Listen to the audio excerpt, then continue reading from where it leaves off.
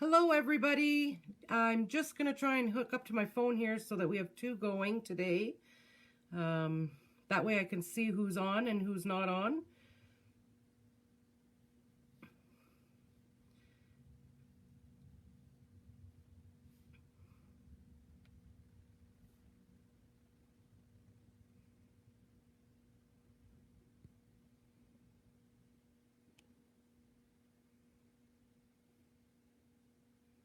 Sorry. I'm going to put this over here. Sorry. I'm going to put this over here. Sorry. Oh, I can't watch that. I have to watch you now. Hello, good morning everybody. Sorry. Oh, I can't watch that. I have to watch you now. Mute this.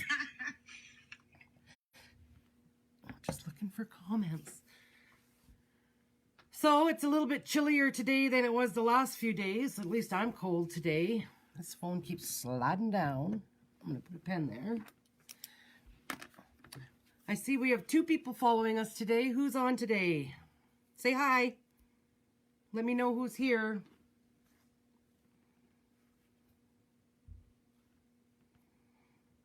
This is the part of the live video that I don't like, is waiting for everybody to get on. I need to prop that somehow. I need something to put under my phone, Lorna, so I can prop it. No. Just even something like this. Piece of fabric will look better. Oh, it just keeps sliding down. Oh, okay.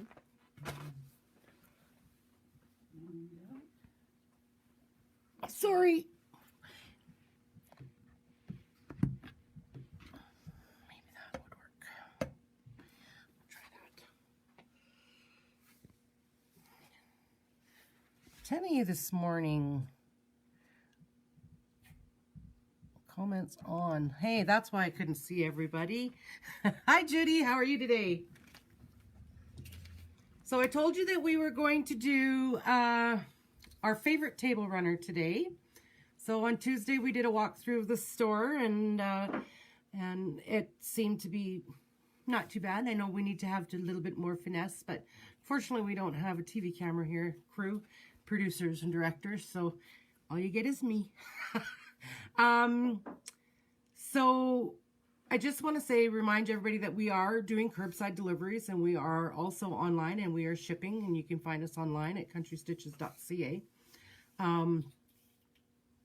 We really appreciate everybody's support and your orders that are coming in, and we want to thank you so much for that.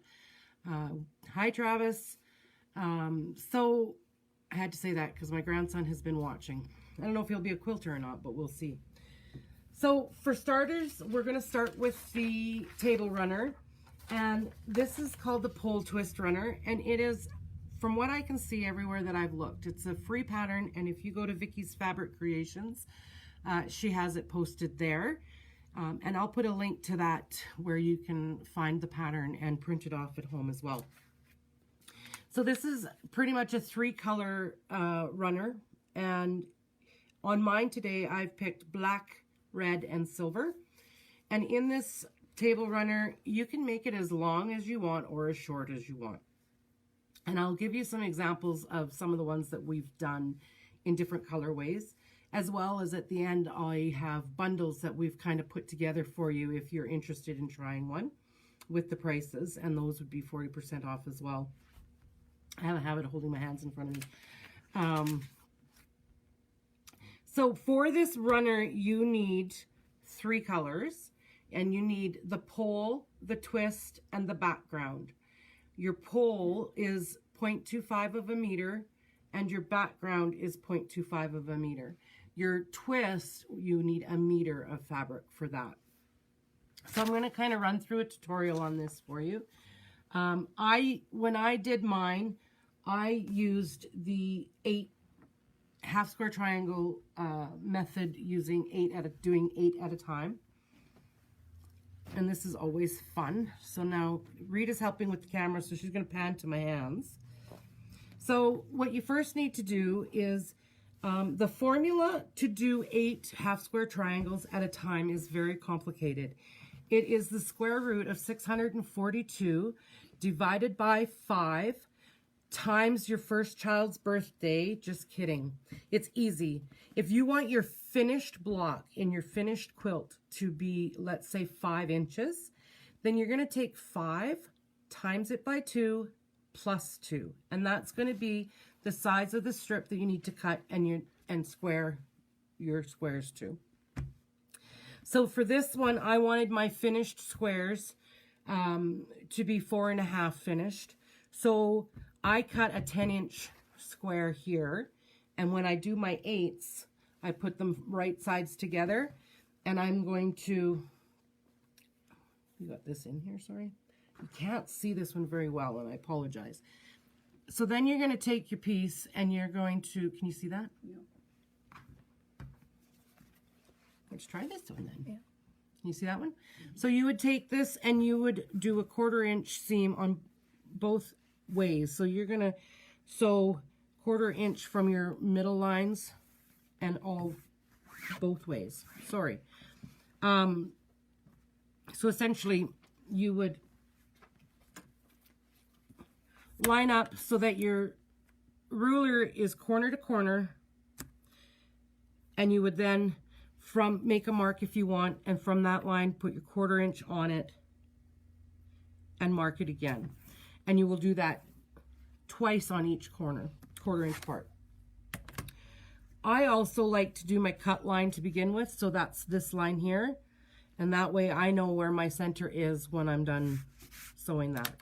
So once that's all written onto your square, you will take and you will put your right sides together, and you would pin this, and then you would take it to your sewing machine. I'll be right back. I'm going to go sew this. So now we have this sewn, and as you can see, there's my sew lines here and 2 here. Now what we will do is we will cut these, and I will show you once we cut them. Line it up, square it as good as you can. And I move mine just because I'm kind of an anal Nelly. And you just follow those cut lines that you did before. And I'll have a link to this as well. I'll put it in the comments of the live video as well. And that way, if you need the link to the block lock method, then you can have it. So there's 4. And I'm just lining my 1/4 inch up on my seam line and then cutting between those 2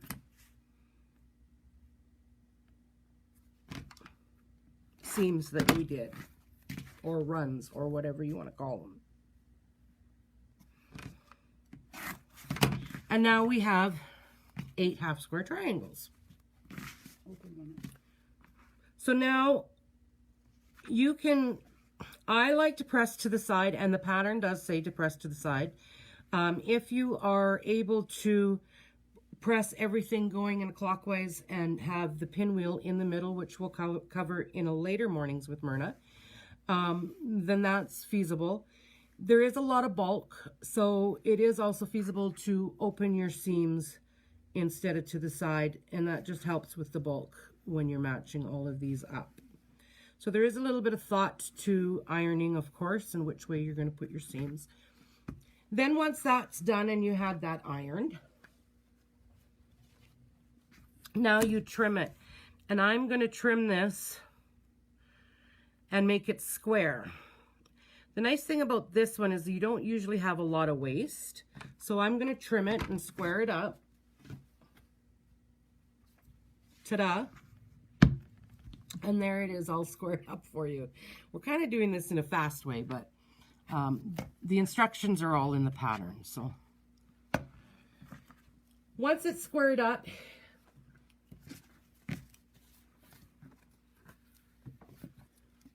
I just have to grab the next steps here.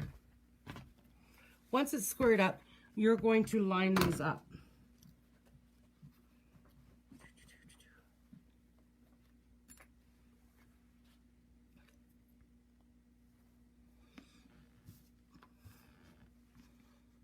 And I'm just going to do a few here. I'm not going to do all of them because it can get pretty long. Sorry.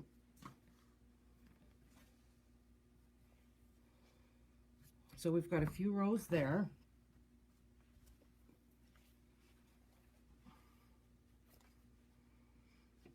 So what's really important is to line them up before you start to sew, because you can get yourself very confused as to what you're sewing where.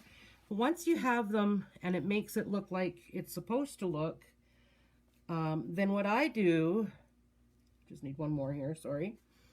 Then what I do is I literally will take these now and I will stack them like this.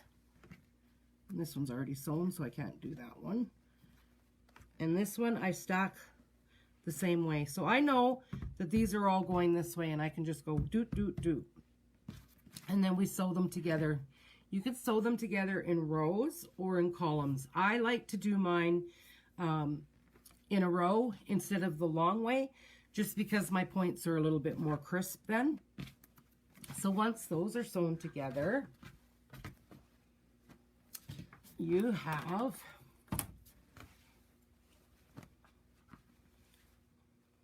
this, and this is of course done with the borders. I can hold it this way, is that better? And there is the pole twist runner, which is great for Christmas. I've of course put a 2-inch border on mine, and I'm not going to put another border on it. You can if you'd like. You can put another border on it. You can put a border with a flange.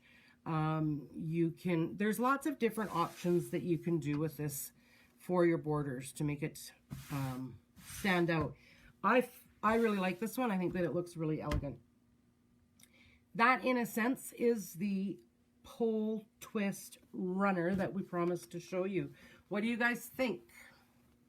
Do you love it? I know the tutorial was really quick, but I don't want to be on here for hours with you, because then you're just not going to watch me and you're going to think I'm boring. So some other examples that we have of the pole twist is this one. And then you can also, when you do 8s, sometimes you have extras left over. And so when you do your 8s and you have your table runner and you have a few left over, just do a few more squares. Think about it for a minute, and you can also do placemats to match.